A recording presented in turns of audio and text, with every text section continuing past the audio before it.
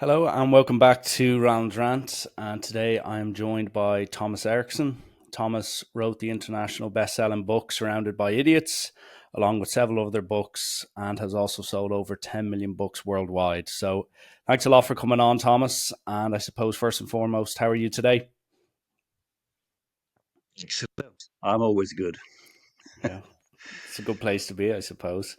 And I could jump into your body of work from the book's point of view, but I suppose like behavioral studies is something that it's come to the fore a lot in recent times. But I suppose when you started your journey into the science behind how we behave and how we react to things, like what got you started on that journey into behavioral studies? What got me started? That's a good time. Struggling with the lights also, obviously. Yeah. The sun is coming in here all of a sudden. Well, what got me started?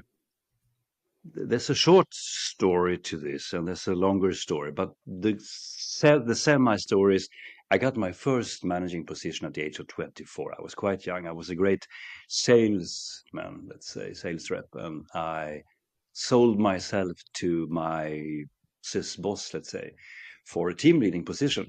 To people, I said, take me. And I messed it up badly. I really, really messed it up because I know how to deal with people from that perspective. I could talk to people like a sales guy, but I couldn't really lead people. Everything they came to me with, I just, well, fix it, solve it. I don't know. I'm the manager here. Don't bother me Hmm. with these things, which is not a good way to do it, obviously. So well, just got worse and worse. And I went to the guy who hired me, my boss's boss, two levels up, and I said to him, "You have to take me out of this equation because I don't know what I'm doing." And he said, "You better stay put, Sonny, because your boss is even worse. He's not even here. So you have to try to figure this out." Which so after a year, I resigned. And when you sit around a coffee table or you have a cup of tea or something, and you sort of handing over a present, someone's leaving, and good luck on your next journey, your next step on your career, and goodbye. And we had this gathering, and it was very awkward because no, they didn't give me anything. I gave them a flat and basically said, "I'm sorry. I'm so sorry. I don't know what I'm doing." And after a while, one of the ladies, she felt bad for me. She said something like, "It got a little bit better at the end, I think," she said. It was just horrible. And then the HR department called me up and said, "Would you fancy a personality assessment Hmm. analysis? Would you like to do some of those?" And I said, "Sure, why not? I'm a willing learner, of course." And I took the four-color test, let's call it. And they handed me the report, and I said, "Is this what people see when they meet me for the first time?" And they said, "Yes, it is. Would you like to talk about it?" And I said, "I better do that because it was a horrible read. It was absolutely horrible because it said a lot of very unpleasant, very charming, and some really bad traits about me. Well, in this case, as a leader, but of course, it described me as an individual, and it wasn't good. I realized I can't walk around life and act like this. That was the starting point. Super painful. I did not feel good about this at all, but it was very, very useful, very beneficial at the same time. That's where the journey actually began, starting to investigate who am I? Who am I supposed to be? What do people see when I enter the room? How do people perceive me actually? You start making me curious about me. And when you start to look into yourself, you rather quickly start to look into other people. But what about him? What about her? And that's how I sort of fell backwards into this because I had to, because I messed it up so badly, which I really did. So that's the starting point. And I haven't stopped. I don't think I have stopped learning things about myself ever since. And as you can see, that was some time ago. It's more than 30 years ago. So, yeah. Yeah. And I suppose we'll get into maybe the four color approach for anyone who maybe is unfamiliar with the theory behind it. But I suppose listening to you there, the self reflection piece is definitely something that I'd like to ask you on, in the sense that, like, what were some of the traits or the characteristics associated with some of the colors that hurt you reading that was basically what you were, if that makes sense? Like what characteristics didn't you think you actually had? You mean what was wrong with me?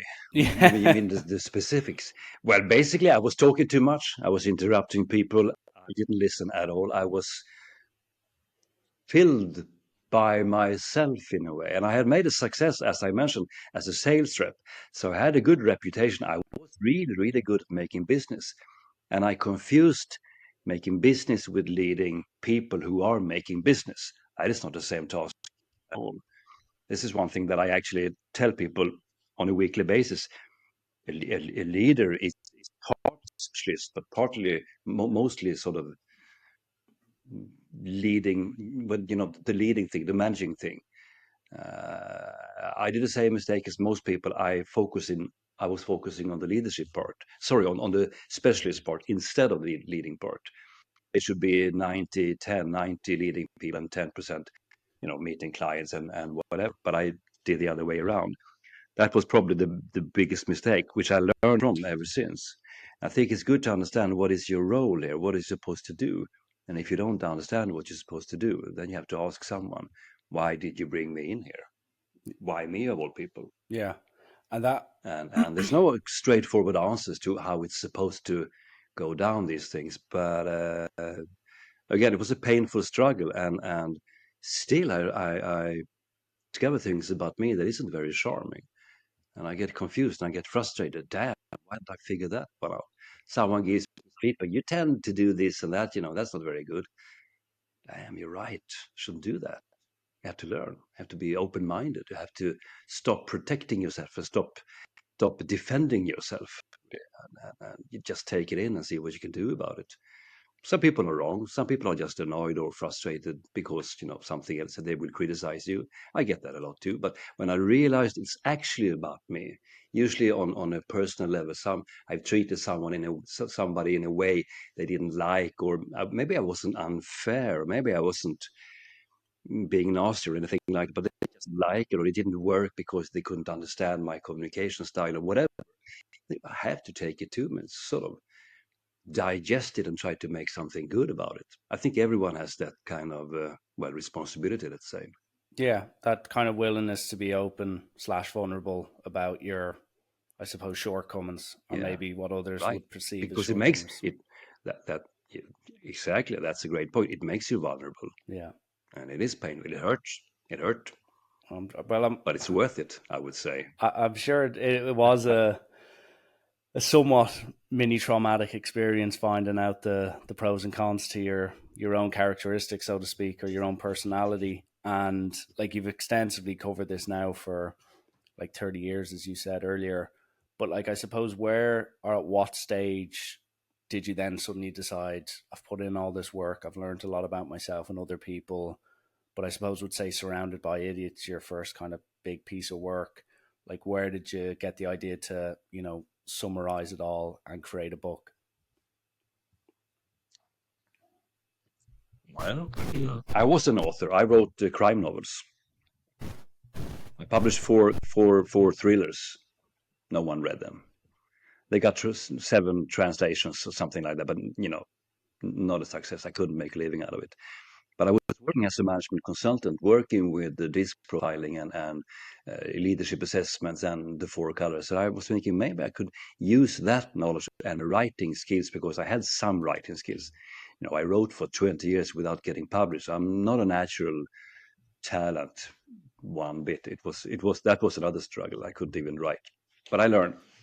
Uh, so, and maybe I could merge these two interests, put my work into a book in a way. So I was thinking maybe my clients, the people that I teach, when I give lectures and workshops on communication skills, people like it. People seem to enjoy it, and they think it's very useful and so on. Maybe the average Joe could actually enjoy it. So I put the book together. I actually went to my then publisher and I said, the next project is going to be a book about communication skills. It's going to be about behaviors and personalities and so on. And they said, What is this? You're a thriller author. What are you talking about?" And I said, It's going to be called surrounded by idiots. And this is the cover design. It's my own design you see in the cover. It's going to look like this. And they looked at me with horror in their eyes and said, firstly, it's a stupid title. It's an ugly cover. Don't do it. Who cares about communication anyway? That was sort of a trigger for me. Now I have to do Yeah. it because I've never been very good at taking advice from people who, I think don't know what they're talking about. So I wrote. I was shopping around in all the publishing houses in little Sweden. So I went into 25 meetings. They basically all said the same thing. I was the idiot. Don't do it. So I have to self-publish it. I have to finance everything myself. I didn't have any money for ads. I didn't have anything for PR or marketing or anything. I just had to drive around with boxes of books in the trunk of my car. That's what I did. That's how it started, actually. So we printed 3,000 copies, I think, the first print. I bought 1,500 of them. Classic stories. I forced them onto my clients. Take 10 books, take 5, take a book. And everyone looked at it like, what is this? Do we have to give money for this book about it? What are you talking about? But I had this idea in my mind. It's supposed to be working. It's supposed to be a good thing. And then we got it into the airports and train stations, and then you just boom like this. But the starting point was actually just to spread this knowledge because I know it's very useful, understanding communication skills and knowing how to interpret people and knowing how to sort of pace other people in order to get along a little bit better.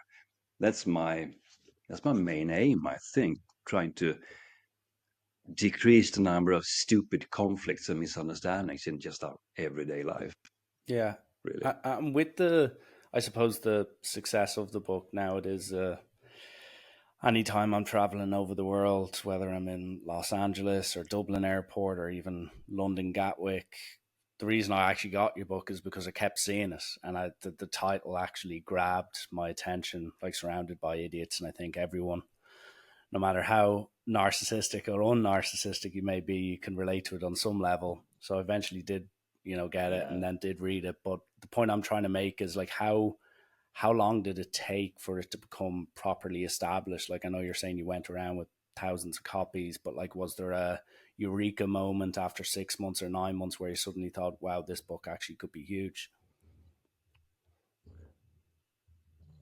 That's a great question. Of course, it was published in Swedish at first because there were more than one obstacle to get it outside of our Swedish borders. Well, as I mentioned, we got it into to train stations, but that was after a year. When I went to this hybrid publishing house, and I said, "I'll give you money if you print 10,000 copies," and they said, "No, we're going to print 3,000." No, I'm going to sell 100,000 of these, and they all laughed at me and said, "You kind of really don't get this game, now, do you?" I said, "I'm going to make this a success." No, you're not. Break even is, I think it was 1,800. I said that's not, working 1,000 hours for a couple of thousand, but we can't do that. Have to have a bigger reach. So they printed 3,000 and we sold those. And then I said, now let's print 10,000. They said, no, another three. And then they printed 10,000. Now we are sort of, this was in September, firstly. And then now we are reaching, I don't know, March, April, maybe. And then in Sweden, we have this book sale, this huge book sale. Oh, that's in February, actually. Sorry, February. Huge book sale all over Sweden. They sell everything for, like nothing. And then we print 10,000 copies and send them out on all the stores in Sweden, which is very little. There's 10 million Swedes, and we sold all of them in 1 hour. Wow. Just boom, and it went.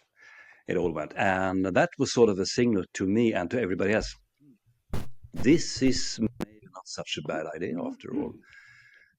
And then the train stations and airports. That was actually the following summer, and then it just went out because the business travelers picked it up because they, like you said, you saw it on Gatwick. When you have seen the cover 7 times, then you just have to pick it up and see what is this?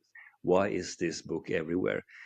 And within 2 years of time, we sold 1.3 million copies in Sweden alone. That's a lot. That's a lot of Swedes reading your. That's a lot.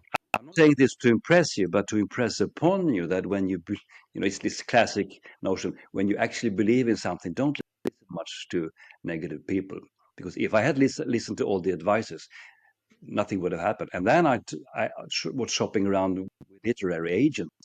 Now I want to translate this. I want to have it outside of Sweden. I need to, And they said, no, that's impossible. More impossibilities. Because every local market has its own expert. They're not going to buy a book from a Swedish guy. So forget about it. Until I find an agent who said, well, we can give it a go. We can give it a try. And it was published in English 2019, I think, 2019, the year before the pandemic. Yeah, so that was also a bit of a setback, I would say, because all of a sudden nobody was out. So it didn't sort of settle onto the market, the international market, until I would say 21, 22, and it's still on the top charts. And I really don't know why that is. It's still on top 15, top 10, and in some nations still top three. I really don't know why that is after so much time. Maybe you have an idea. I think maybe the origin of the story of you going to these publishers and them telling you, no, this is a terrible idea, kind of really hammers home the emphasis on people being surrounded by idiots sometimes. So I think the fact that the personal story can actually be related to the actual content of your book is, it's somewhat, I suppose, Maybe. reassuring. But with the, I suppose, with the book itself, surrounded by idiots, and you touched on it earlier, the kind of how behavior is kind of categorized into four types or four colors. You've got like red, yellow, green, and blue. And I very much like kind of relate to, I suppose, some of the behaviors and characteristics that you kind of clearly explain in your book. But I've also seen the other side of the coin where some maybe critics around the four behavioral types, I suppose, studies or personality test. Some people argue that it's too simple, or it's somewhat potentially harmful in, say, nuanced social settings. So for people who might maybe say there's a better way to judge someone's kind of behavior and characteristics, I suppose, what would you say back to them based around the four colors? Not much, really. I mean, I don't write for academia. I do not write for psychology professors. That's Let's just make that statement crystal clear. I write for just average people, just normal people who doesn't have any degree in anything. I mean, I'm not a psychologist myself. I'm a behaviorist, which is not the same thing. I have to use an everyday language to explain a rather complex method in a simple enough way to make people curious, because the book isn't about, I'm not trying to educate people on everything about human behavior. I'm not trying to do that. What I'm trying to do is to lure people in, make them curious, make them realize, wow, this is a fascinating topic. Maybe I should look into this. What I always say is, read another book, take a lecture, go on YouTube, listen to TED Talks, buy a ticket to some lecture downtown and listen to people. But I want to make it, what's the right, what would you say? I want to make it reachable, sort of a, Accessible, or like maybe that's the right word, exactly. Make people being able to get this kind of information, and then they can make up on their own mind. It is true, it has weaknesses. The disc profile has weaknesses, MBTI, Big Five, they all have weaknesses, they all have their critics. So there's nothing new there under the sun, really. I prefer a system that is useful before a system that is exact. Because if you want to have everything described about a human person, that's a really long book.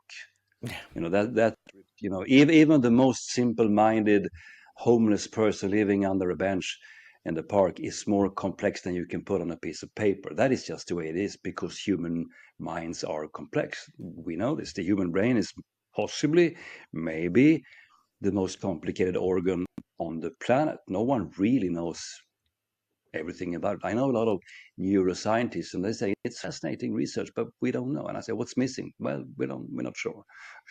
Well, how many percent do we have? Do we have 50%? We don't know. Nobody knows. You don't know. I don't know. Nobody knows. And that's fascinating for me. So the aim is not to educate people and give them a psychology degree. It's to make them curious, interested. and wanting to learn more. And if you understand extroversion, introversion, task orientation, people orientation, then you have enough ammo to read people pretty okay on a daily basis. You don't need a degree to do that. And no, very few people have the time to spend 5 years in university. But you can read a book in 10 hours and then you have a lot of, not everything, which is Christy. I talk about this in the books. It's in there if you want to read it. Most of my critics haven't even opened it, so I don't know what to do about that really. Yeah, true. And on the, I suppose the color piece, like I when I was reading the book, like I'm also a rugby coach in my other job, I suppose. So I'm dealing with a lot of different type of people with different characteristics, and I kind of, as you did initially, I kind of reviewed myself. I was like, what color am I? And I saw that there was like maybe links to a few of the colors where, like, you know, say like red, which is the dominant driven type of person. Like I see a bit of that in me because I'm insanely competitive. I also love kind of leading people or being in positions of leadership. There's also a bit of green in me, because like I'm a big believer in like long term relationships and loyalty, and then also like I'm also a very consistent person through, you know, my diet, my routine and stuff like that. And then even like reading, I know blue, there's a bit of a perfectionist in a blue, so I'd have a lot of that in me as well.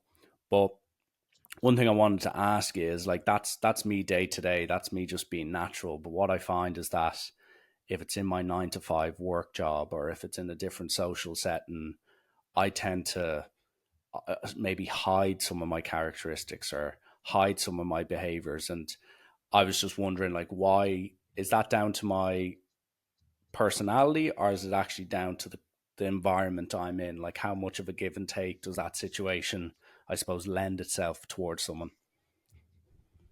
Mm. It's a great question. Uh, Well, you have more than one profile. Let's call it the profile. Yeah. You have 4 bars, and each and every bar, red, yellow, green, and blue. I mean, if you look at it, it's sort of a diagram that comes out, right?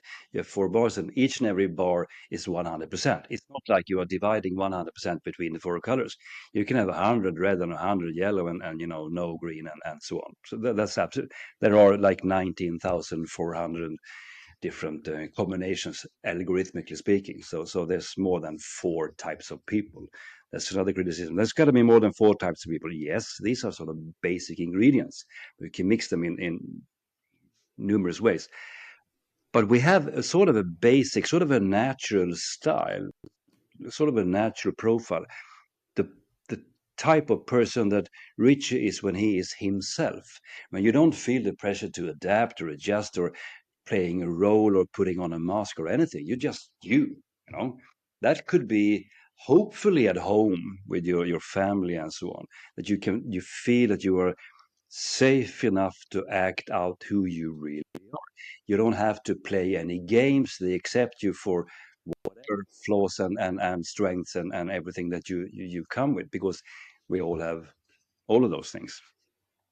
The problem is, of course, that it's very, very seldom you don't make some kind of adaptation to the situation, some adjustment to the situation.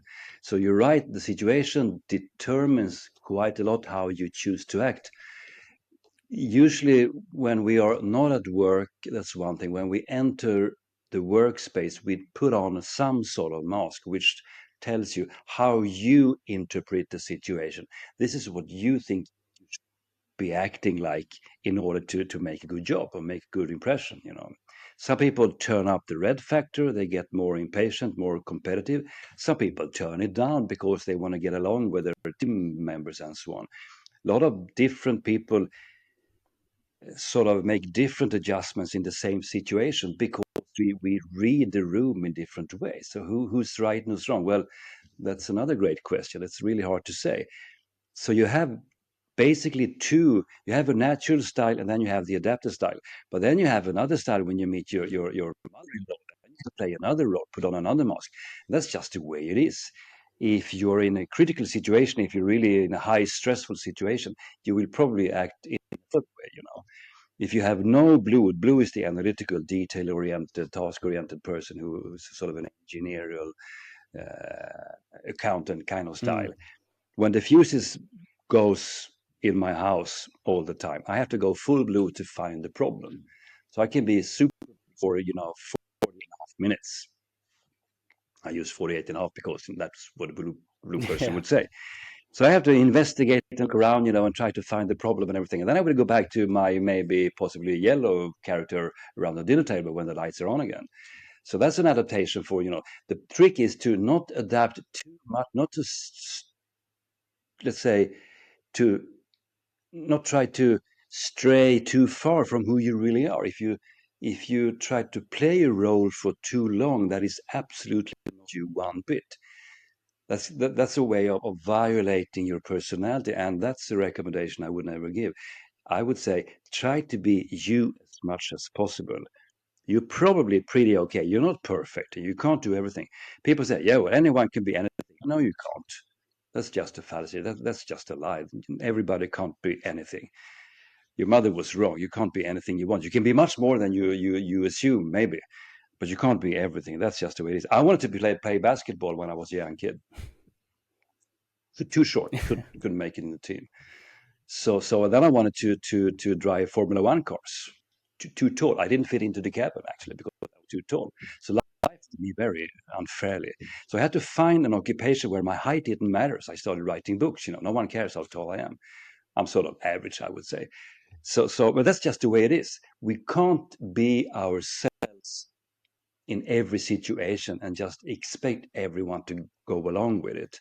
What we have to do is to try to be ourselves as much as possible without stepping too much on people's toes, making some adjustments, but mostly be you. And sometimes we need to go look for that kind of environment. It could be in a partner. If you find, opposites attract, you find a man or a woman who is absolutely not like you, and you get fascinated. But then you move in together. Now you have to make everyday decisions, and you can't agree on anything ever. That's going to be a bloody struggle, frankly. Technical term. Sorry about that. But at work as well. If you have a boss who is a complete idiot and you're another idiot, you can't just talk to each other. Maybe there's nothing wrong with any one of you, but you just don't, you're not a perfect fit. You have to find another place to be. Sometimes people say to me, I can't leave it. This is my dream job. No, it isn't. If you feel bullied by your manager, it's not your dream job. Yeah. To be smarter than that, you have to look for a better job where people treat you with dignity. Respect. So trying to be, this is more than you asked for, but trying to, I understand that. It's a bit of a rant, really, but trying to be as much as the true you and finding where that's a perfect fit for you. So you don't have to play any games. You don't have to put on a mask. You can be more or less you. Let's say that you're mostly an extra. Find a job where you can live out these extroversion traits and really enjoy these things so people appreciate you for it. Don't try to be an accountant when you are an extrovert. That's not going to do anyone whatsoever. I'm not saying you can't survive it, but why would you try it? Because you're going to hate it. Yeah. Just the way it is. Just an example. And then this took me 15 years to figure out where is my perfect position. I was close to 40 years old when I realized, damn, this is my path in life, if you want. And so I don't know how many mistakes, innumerous mistakes, so many mistakes before I sort of figure these things out. And that's why I try to help people with where should you spend the rest of your existence here. It's a bit like a hallelujah moment, but sometimes it is. It could be, wow, this is where I should sort of spend my waking hours because here I contribute, here I do good stuff, and people enjoy me. People actually, well, they I get positive feedback. I'm doing a great job here, or getting married to a person that actually supports who I am. I don't have to play these games. Problem with romantic relationships, everyone is on their best behavior for, I don't know, 3 months. Mhm. Then you slowly but surely sort of go back to your real you, so to speak, and then all the quarreling starts. So I don't believe in that at all. I think it's good to talk about how you talk to each other, communicate about the communication. Let's say I think that's so valuable, so valuable. Yeah. So yeah. And on the communication piece there, Thomas. So me being, say, a coach, my part-time job, certain people I might give out to, I might try to be their best friend, I might be really positive with them, or I might encourage them, or I might be very tough on them because I know they'll react well. And that's all kind of trial and error on my behalf. But then when I was reading your book, I realized, oh, it's like, oh, player X and player Y are reds, and player Z and player W are blues and yellows. So I suppose, just for maybe some of the listeners who haven't listened to, sorry, or read the book or listened to it, could be an audiobook, what are some of the kind of key communication methods people can use to different personalities to, ultimately get the best out of them? Or, if it's a conflict, how can they heal the conflict and deal with it? It's a great question, but it's a big one because it's on the other side of the table. I mean, conflict management is a very delicate matter, let's say. I have done a lot of those things as well. You usually have to sit down and you have to mediator in some way. If two people are clashing at work, let's say, someone probably have to step in and say, all right, let's take it down a few. Let's see if we can sort this out. But when you, I would say there is a chapter in the book about adaptation to other people. And one of the sub headlines is something like green.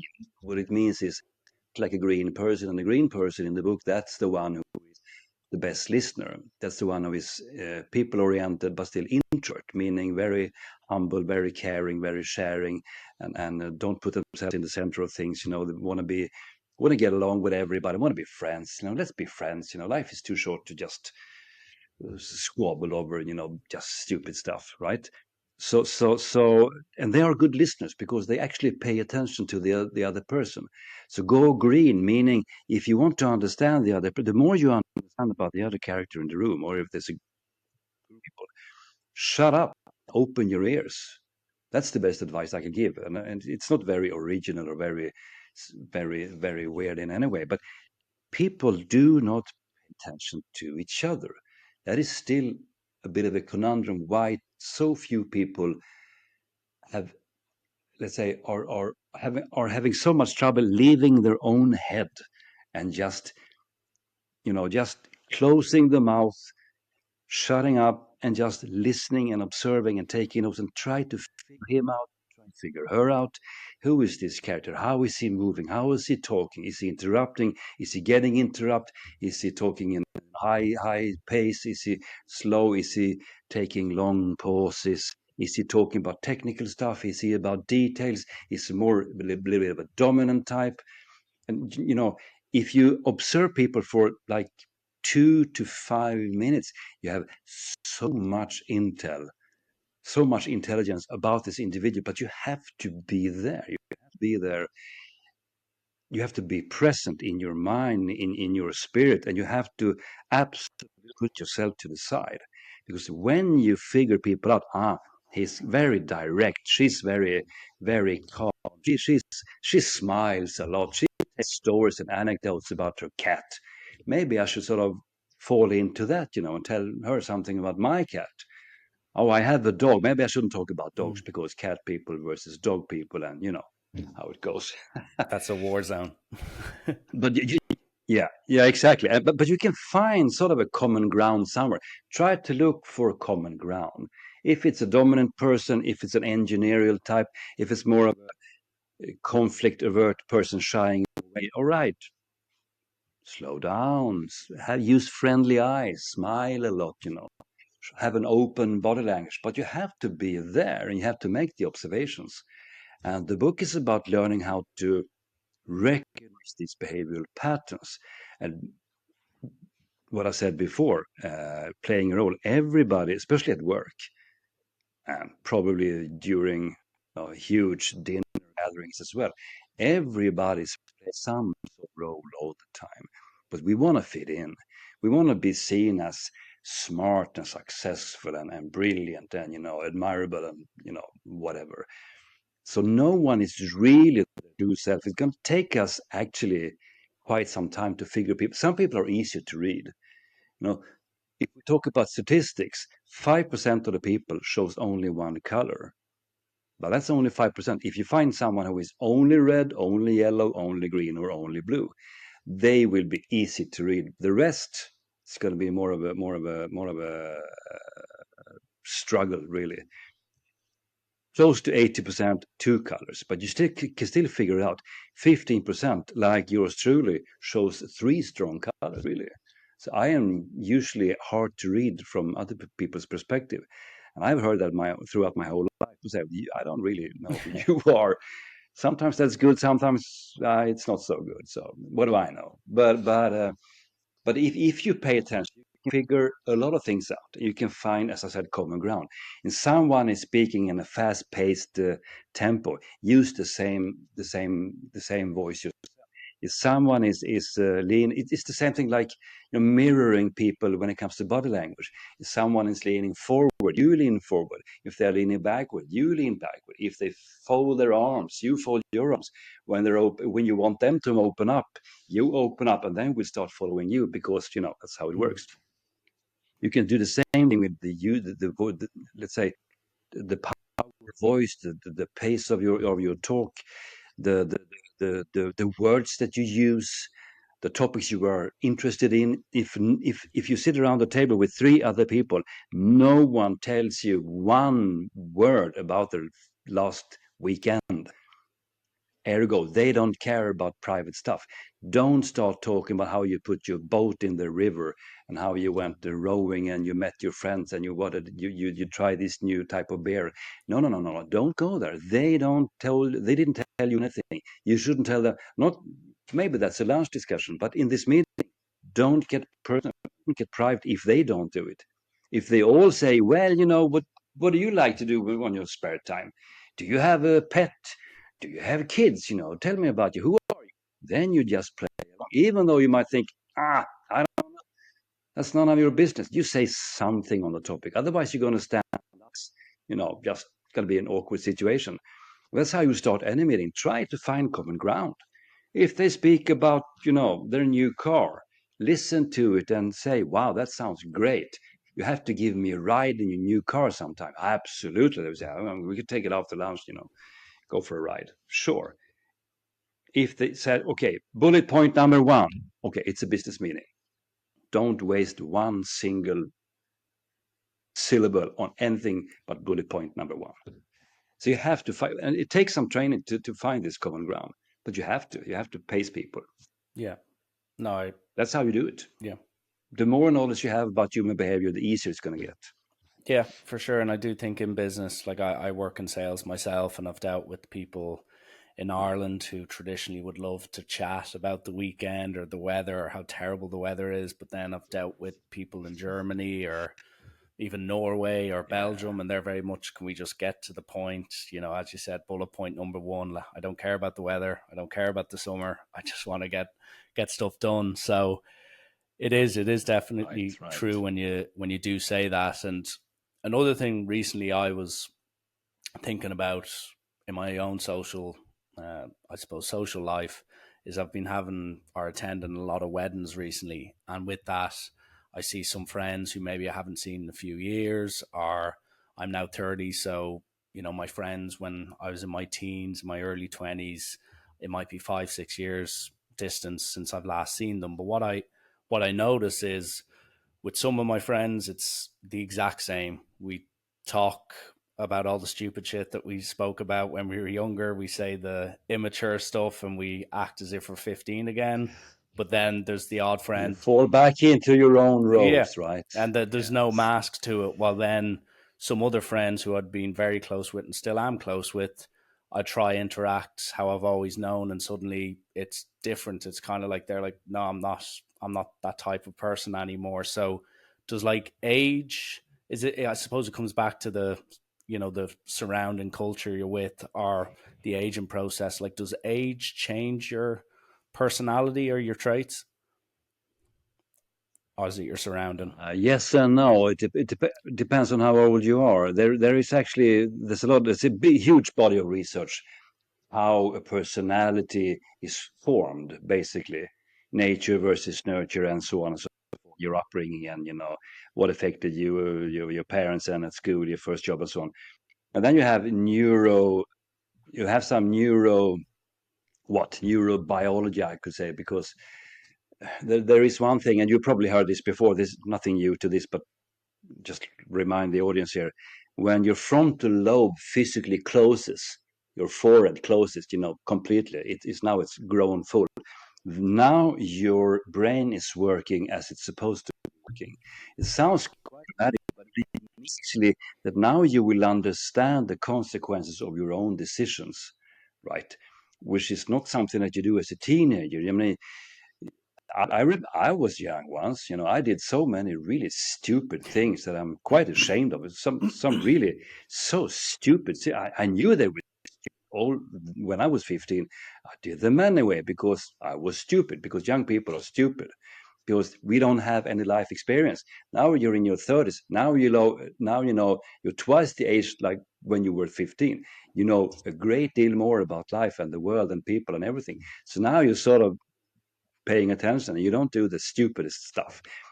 You can do some things that might not be explainable, but not just silly things for entertaining our bodies. But the frontal lobe closes at different ages. In women, it's at the age of 19. You probably heard that girls, teenage girls, are more mature than teenage boys. Mm. And don't kill the messenger here. That's nature or our creator or whatever your beliefs are. That's fine. But for some reason, it happens in young men at the age of 23, 24, maybe 25, because who knows why that is? I don't know. So we mature differently, but then we are kind of the same. We're not the same, but we have our personalities gets fixed when the frontal lobe finally closes. Then you're not going to change your personality. Also, that's why you're not going to change your behaviors anymore very much. You're going to learn things, you're going to learn how to adapt, but the true you will sort of be more a fixed thing, let's say. That's why it's so expensive for young men to insure their motorcycles. Actually, if they're 22, it's going to be super expensive because they do things with those that they shouldn't be doing. But then you don't change yourself very, very much. Unless you go through a trauma of some kind, like near-death experience or complete burnout, or you lose a child, which is absolutely probably the most horrible thing that could happen to a human being, to lose a child. For me, that is so unimaginably devastating. I can't wrap my head around what it would feel like. It changes people. It touches people in the deepest depth of their souls, and they will be different afterwards. But that's, of course, unusual events. It usually do not happen to people, but that can change who you really are in your core, in your inner core, let's say. But if you just live, let's call it a normal life, quote unquote, a normal life, whatever that is, you're going to be kind of you. You're going to learn new skills, you're going to build some competences, you're going to build a career, you're going to get family, you learn how to take responsibility. But if you're, let's say, an extrovert, you're going to be an extrovert throughout life. If you're an introvert or an ambivert like me, I'm in the middle of the spectrum. Let's say, on the spectrum, it's a continuum. Let's call it a continuum. All these things exist on a continuum. That's a better word for it. You're going to stay pretty much there, but you learn how to adapt to certain situations because you're smarter now. You learn. It's smart to keep your mouth shut in certain. When your boss is talking to you, it's a smart move to not interrupt him or her. Speak up when it's your turn, but don't interrupt. You didn't know that when you were 20, right? I didn't know. Jesus, I messed up. Wow, how I messed up. Well, that's how you learn, trial and error. Sometimes that's also part of life, I guess. Yeah, true. I haven't made that mistake Yes. yet with the bosses, but it is something that I'll keep back in mind for future use. And Usually not a good idea. yeah, Usually not a good I idea. agree. And I suppose just one of the last questions I want to ask on the topic of, because I'm, as I said, I'm a coach, but I'm also in sales, so like I'm dealing with teams in every walk of life, Right. so to speak. But I was recently reading a book about all the greatest sports captains, basically on planet Earth, and the different personalities they had, and there wasn't really a one size fits all. Like you could have had a Roy Keane, and then you could have had a really quiet, mellow guy who just led by example and wasn't as emotional as maybe some of the other historically known captains. But that got me thinking: is it, how important is diversity on our team, or could a, team of eight red narcissists function? Or is diversity always key when it comes to teams in business, in sport, in life? Right. Right. Well,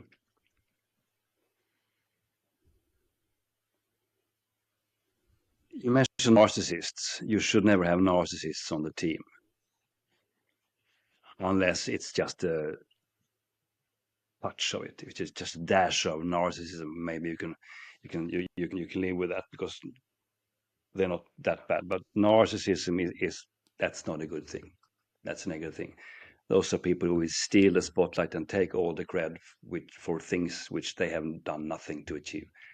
So they will steal your credit for what you achieved and so on. Narcissists are, I would say, not good people. They're not the same as well, but psychopaths and all of that. But when it comes to, let's say normal people, whatever that means, normal people in normal settings, uh, you can use the four colors: reds, yellows, greens, blues, extroverts, introverts, people who focus on task and or the people, all of that, and all combinations. It's a good thing to have diversity in a team if you can, if it is possible, to gather all the colors, if you use that kind of language, all the colors in the room at the same time. I'm not saying this to just be, politically correct, because I believe in that kind of diversity. I don't believe in diversity when it comes to anything else, really, because you need different types of people. The color of their skin, or their political ideologies, or their faith, or anything, I couldn't care less. I'm not interested. Who are you? What's your skills? What's your competences? How do you, as an individual, fit into the team? There, you need diversity. You need the people who are straightforward, but you also need people who are more contemplative, who think before they act, and so on. The better spread you have when it comes to different types of personalities in the team, the more ideas from different perspectives. You're going to solve problems from many different angles at the same time. You're going to attack a certain challenge in many ways, and you're going to figure it out much quicker, instead of in a team where everyone is acting the same way. If you have a team of only red people, which means task oriented extroverts, there's going to be a lot of yelling, a lot of order giving. No one wants to do their deep work. There's going to be a lot of loud voices. They're going to walk around with t-shirts saying "people, not a big fan," call each other idiots and stupid and morons, because they don't care. But it's going to sound awfully bad, because that's not a lovely story at all. If you have only yellow people, extroverts but people oriented, the influential types, inspirational types, the sort of the hallelujah people Mm. who see everything in bright, sunny lighting. The sun is up everywhere or anywhere, somewhere. The sun is always shining somewhere, right? Yeah. They're gonna, inspire each other. They're gonna talk a lot about what is supposed to be done, but who's going to pick up the shovel and start digging? Not necessarily anyone in this team. They're going to give you visions that are so extraordinary. You're going to just sit around your dinner table. Wow, how did he come up with this idea? I would like to see into that person's brain. I want to pick his brain, but he can't put it on a piece of paper, because he can't find his papers, or the pen or anything, because where are my keys? That's the kind of people. You can't have that as well. You can't have only green people, introverts but people oriented. They're too friendly, too nice. No one's going to take the steering wheel. Am I to tell you what to do? No, no, you tell me. And no, no, not me. Yeah. No, please, let's get along. They're going to negotiate and negotiate, and who's going to, nothing's going to happen. Or only the blue people, task oriented introverts, the engineering types. They will dig themselves to the groundwater. They will plan and structure everything. They will plan until the year 3000. No one's ever going to get in the starting blocks and start. Okay, that's an exaggeration, I understand, but I see teams like this. If you're in sales, you have met a lot of yellow people, talkative Yeah. people, chatty people, funny people, interesting people, convincing people. They are really, really great in sales because they can make people feel good, which is a great trait for a sales rep.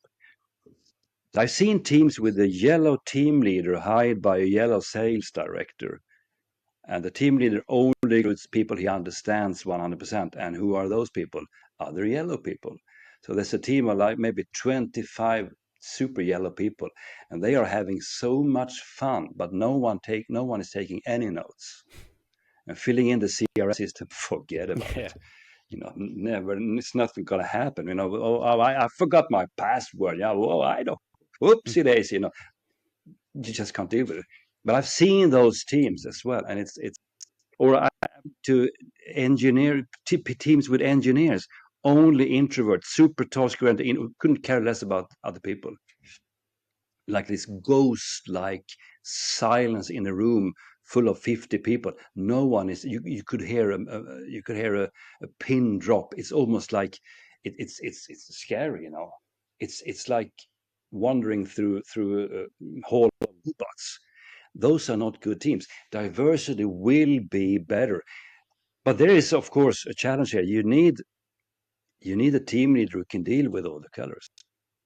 This is just one tiny dimension. You need someone who can deal with reds, yellows, greens, and blues, and basically all the other combinations. Yellow and blues, greens and reds, and those people exist as well. Most people, it's a combination, as I said before.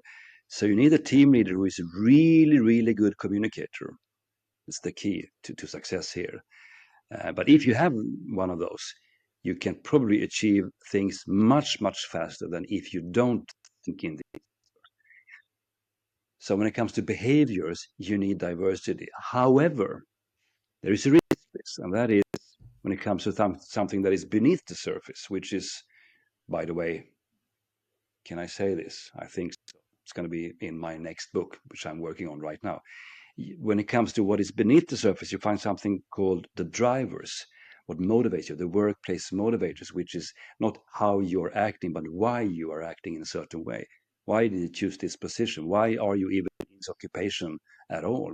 Why this business? Why this industry? Mm. How come you ended up here? And that's a deeper issue to figure out. And there are different kinds of drivers. And the worst teams, they are people who have different drivers because they are not in the same room because of the same reason. So now you can have three green people who are friendly and kind, but they didn't come for the same reason at all. They have different whys, all of them. So you have to have an alignment when it comes to why they end up here in the first place, which is trickier. There's tools to measure these things as well. I have those as well, and I would too have them on my website, surroundedbyhitters.com. By the way, there I did it. You can cut it out if you want. No, But no. no, but because if you have different, this is connected to people's value systems. Really, what do you prioritize in life? What is important to you? I mean, we're having this conversation. We're interested in the same topic: communication, behaviors, and so on. That is, we can talk about this for probably 3 or 4 hours because we are both interested and a bit fascinated by these issues. But if you're interested in cars and I'm interested in football, it's going to be a pretty short conversation because I don't know anything about cars and you don't know anything. I should have probably used the other way around because Yeah. what do I know about football? You probably know obviously everything, but I don't know anything. But you get my I point. do. I do. Besides OneDrive, besides OneDrive, if you have something called an individualistic driver, which is about power, then you can only have one, maybe people in the same room with that driver. Otherwise, there's going to be clashes, conflicts, misunderstandings, yelling, shouting, a lot of banging doors and, people leaving because everyone is an idiot. So it's complicated. That's why I travel 150 days here, lecturing, giving keynotes, workshops for management teams, trying to sort these things out. Because when you know what you're looking for, it's so easy. And when you have the right people on board, their skills and their background and their competences isn't actually as important as we might consider. It doesn't really matter if you did the same thing in that firm if you don't fit into the team here. Here we can have great use of these kind of assessments like DISC or Big Five or drivers analysis and so on. You know who you're going to bring on board. And when it comes to specific competences and skills, we can teach you those. We can tell you how the system works. We can tell you the sales process. We can tell you how it is to train dogs or whatever the job is. We can talk about plumbing to you. We can teach you those things. But we can't change your personality. We can't change who you really are and what you react to and what you don't react.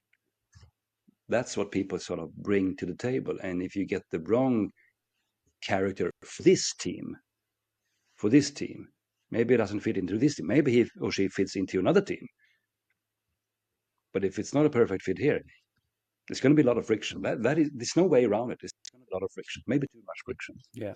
Could happen. Yeah. And I think the driver piece is really, really important when it comes to teams, because like even my latest sales role, everyone was there for different reasons. Some was there to finance their kid, others were planning on moving to Australia in 10 months. And even in a rugby Right. setting in sport, you ask guys or players about their why, like why are they doing this, and some would be like, oh, don't want to let my friends down, or some are like, I want to win trophies, or another's like, I want to make my parents proud. So there's always a different underlying theme to maybe the same common goal. And I do think that is definitely a very valid point to make, when discussing, I suppose, characteristics in teams. And I know I mentioned the the word narcissist, and obviously you've written a book since, called Surrounded by Narcissists, where you go into Yeah. deep detail about them. And just my last question before I let you go, Thomas, is like, I think Sure. I always find myself trying to be less of a narcissist every day, and the reason behind that is, like, I feel like in the age of social media or influencers or self branding and this kind of online life that we all live, or most of us live, I kind of find myself sometimes just like bringing out the inner narcissist in me. But I suppose with modern day social media and the society we now live, do you think, maybe especially the younger generation, do you think we're nearly training ourselves to be more narcissistic, or is it just a case we're perhaps more vulnerable to it?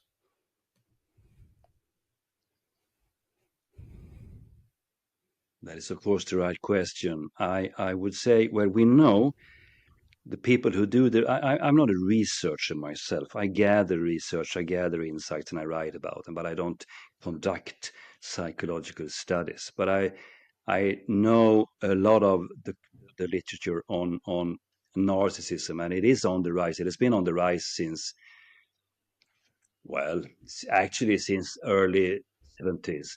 But social media, as you pointed out, sort of, how would you say, it sort of gave narcissism a sort of a really, really boost, because all of a sudden you have a tool to really show yourself to the world and to act and play someone you're not and so on. There are a huge body of research, and it's coming more and more and more. Narcissists are doing exceptionally well on Instagram, on TikTok, when you can see faces and funny stories, and they're dancing around and Mm, look at me, and all that. I don't have to give you examples because we all seen yeah. those. What's interesting with narcissism is that you get this short-term dopamine kick because people look at you and they give you likes and smart comments and whatever.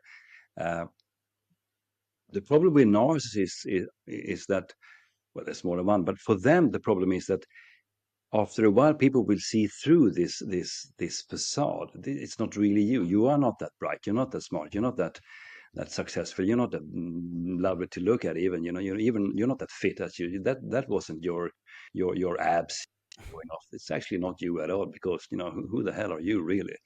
And when that turns into a reality for the narcissist, they're going to start punishing people because someone's got to pay for this bad idea. Who are you to tell me who I am? And I want to be the best and the most lovely person on earth. But they are usually super, you can't be around them for a long. But there's, again, narcissism as psychopathy, sociopathy, and Machiavellianism, and so on. It exists on a continuum. So There are no crystal clear answers here, but what I can see, I see, and I mean, you're a millennial, correct? Yeah. I'm a Gen X, so you can call me whatever, and I would probably not care. That's sort of how they describe me. Just don't care. Gen Z, I have a couple of Gen Zs at homes, and they are sort of in their early 20s. They seems to be leaving social media a little bit. They have sort of put locks on their smartphones and so on, so they can't even Google stuff between time X and time Z, because they know they have start feeling it's bad for them, which I think it's a sign of, I think it's a health sign, mental health sign. I don't know what the right word is. They're sort of kind of backing away a little bit and trying to find more deeper relationships with real human beings. They are not doing Tinder and swiping left, or if it's right, I don't know. I'm happily enough too old for those things, and gee, I wouldn't survive a day in that on that market. Not many And people I'm do, married. regardless of age. Not right, touche, as they Yeah. say. No, but they are sort of trying to go back to what it was like, I don't know, 25 years ago. And I think it's a sign, maybe it's sort of I have no proof, but if I can only see how they are talking, these young guys, how 21, 23, how they are speaking about this. It's sort of a self-regulating what? It's not a system, but it's sort of it's not an event. What's the right word? Self-regulating behavior. I don't even know what the Yeah, right no, word that is. I makes haven't thought sense. it through probably, but some sort of, they sort of, as I said, backing away and trying to figure out a better way because they feel this is not good for us. And I think that's really that's a great thing to observe. And now our generations are meeting a little bit to figure out how do you say hey there to a young lady or a young man at the bar, at the pub, and say, hey, can I buy you a drink? How does that work? Because no one told them. Somehow they have to figure it out. And that's very awkward, and we all been there, and it doesn't feel great at all, and we all feel stupid and ugly and horrible and all of that. But still, what's the option? What's the alternative? You have to sort of figure it out, and that puts you in the spotlight. It makes you more vulnerable, which is sort of the opposite of narcissism, because narcissists, they would never reveal their weaknesses. That's why they play like they are sort of heroes on top of their game constantly, but they're not. But they try to look Yeah. like it.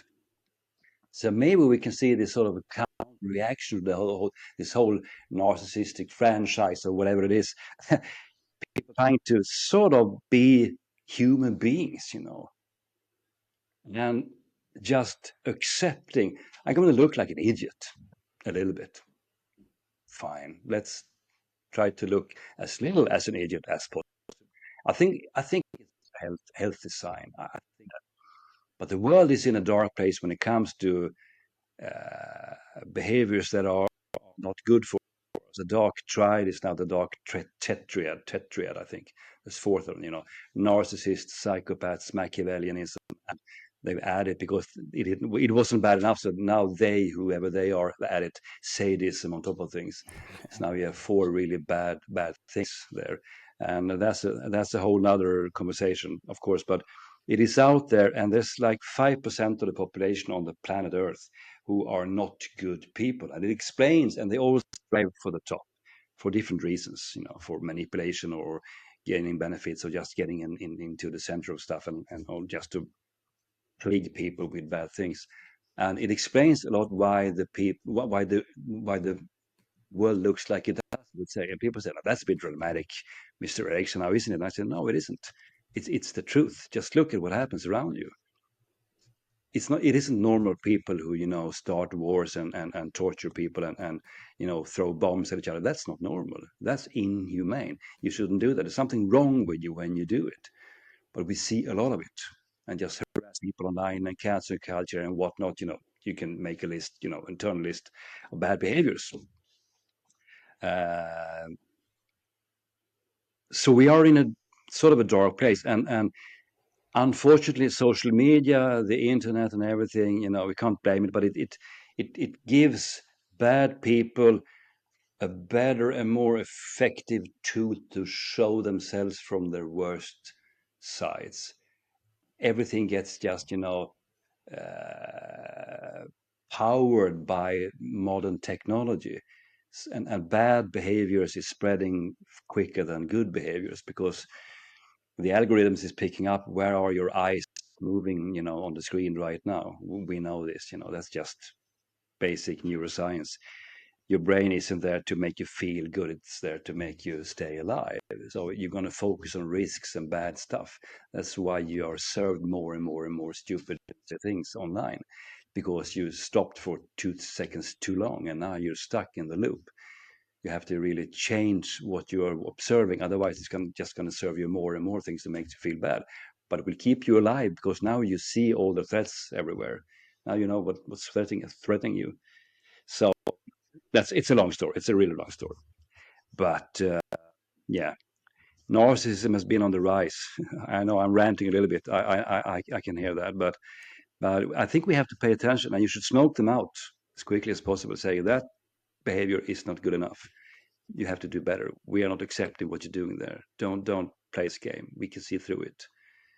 Behave, act like a normal person, apologize, or just go away. You have no room here if you can't behave like a normal person. This is what a team looks like. We are honest.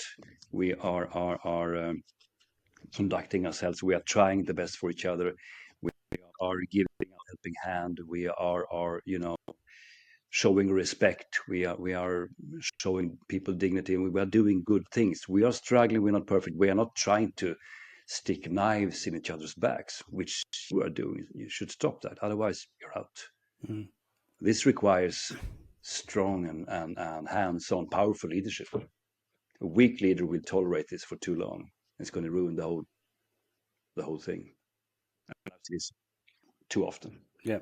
Weak leadership is the worst thing, actually. So there you go. Well said. Something positive with this week. Well, it's called Round's Rant for a reason, so it's good to have the odd one or two. Exactly. Yeah, right. But there are some good news here.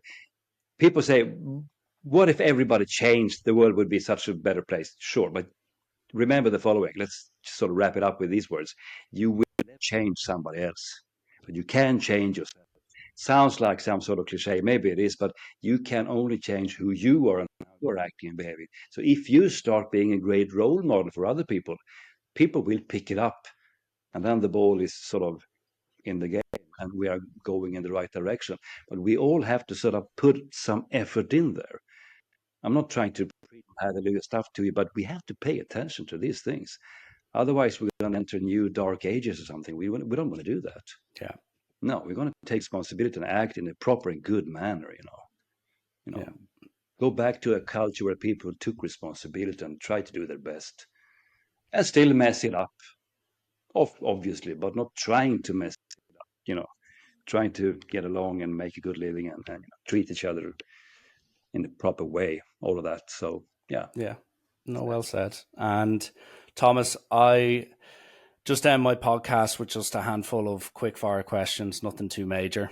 But it's tradition. Sure. I've been doing it for 8 years, so it'd be naive of me not to do it. And there's no real trick questions, Shoot. so you won't hopefully have to think too hard on them. But first one I have here is your favorite film of all time.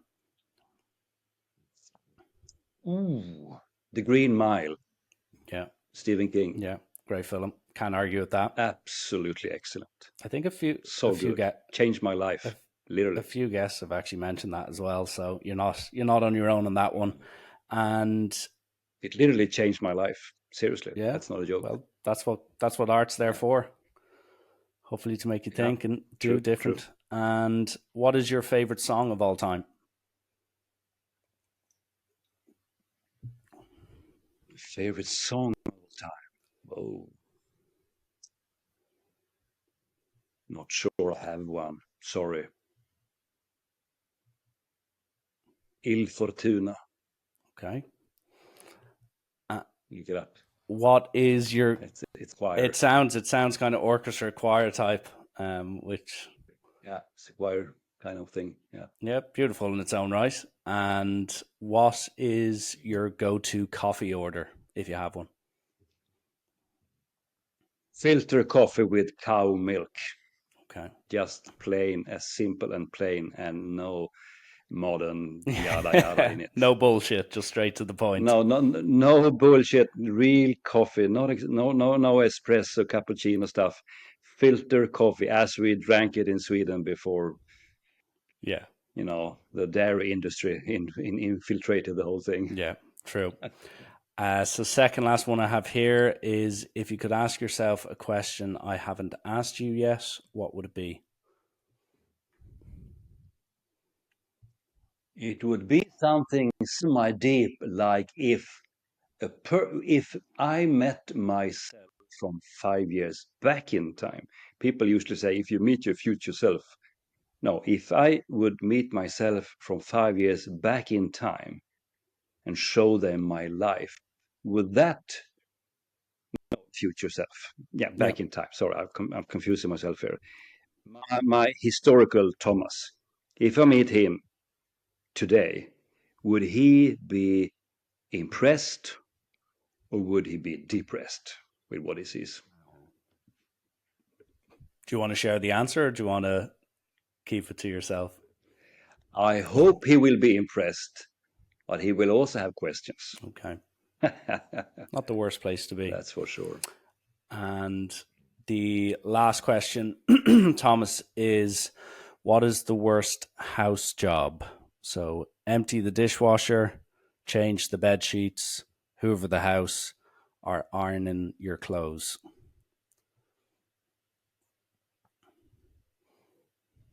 That would be hoovering a house because I have many rooms. And then you just end up working up a sweat and you need to sit down after. That's the one that's going to take the longest hours. We managed from 1700s, and it's too many rooms, and it would give me no. I would like to do that at all. Okay. No. Good stuff. Yeah, And we live on the countryside. We have one neighbor, and we have two neighbors, and we are one of them actually. So yeah.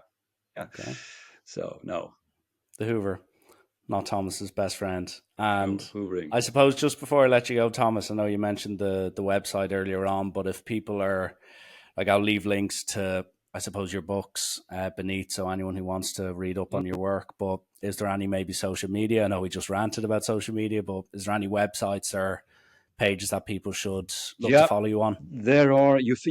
Yeah, right. Thank you for asking. Well, I am on Facebook, Instagram, some actions on TikTok.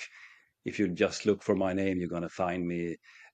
Also, my LinkedIn profile, and if I may, I can mention I will launch a newsletter within a couple of weeks. If anyone's interested in these things, no fluff, no BS or sales stuff, just info and insights about behaviors and a lot of leadership. Drop your email address on my website. There's a form you can just sign and say you just have to say newsletter and your address, and it's coming late of April, hopefully, if we get the technology together.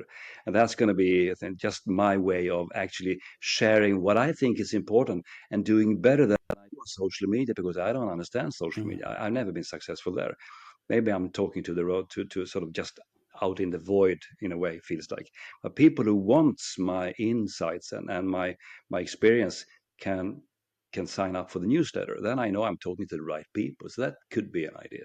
Okay, sounds good. Well, yeah, I'll attach all those links below so anyone keen to learn more, because as you said, we could have Yeah. spoke for 10 hours and we'd only really be scratching the surface. So I'll make sure anyone who's interested go follow or even give your work a read, and I can vouch and say it's definitely worthwhile. But Thomas, listen, thank you so much Thank for you. coming on, being so open. And yeah, listen, I look forward to whatever book or adventure you go on next. Yeah, great. Thank you for having me. It's a pleasure. Take care. Thanks, Thomas.